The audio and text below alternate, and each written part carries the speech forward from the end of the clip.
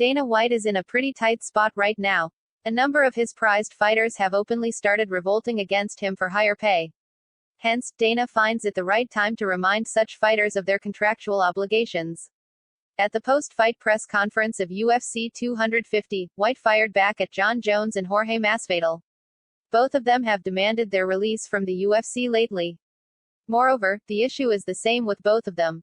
They feel that they are getting paid lesser than they deserve. The UFC president said that both Jorge and Jones still have several fights left on their deals. Hence, there is no way that they can simply demand their release. Here's the thing about Jorge. Jorge just signed a new 8-fight deal, Dana White said at UFC 250 post-fight press conference. He's got 7 fights left in his deal. My people were working with him trying to get a deal done when he already has a deal. Jon Jones has 7 fights left. He just signed a new deal less than a year ago. So guys, you can say whatever you want, I have a deal which is still a deal with both guys. This isn't like one of those scenarios where they've got a 3-year-old deal and they're like, oh man, that was 3 years ago. I'm in a much different place right now. This was months ago. Conor McGregor is the latest big name to rally against Dana White.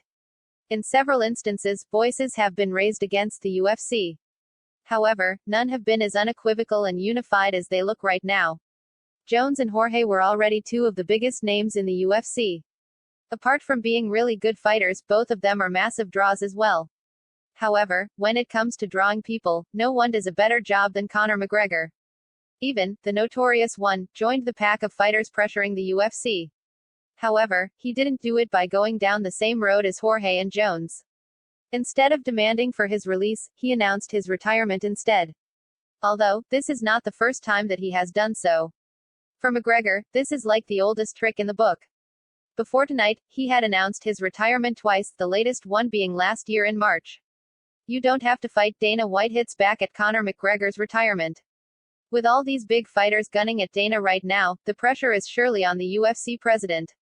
He already has his hands full in dealing with a pandemic. Dana White is doing everything he can to keep his business rolling. Fighters' pay isn't something that he would have expected to deal with right now.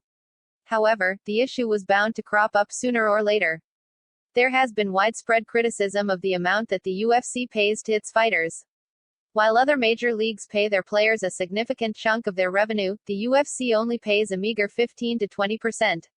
It can afford to do so because it holds a certain monopoly by being leaps and bounds ahead of its competitors.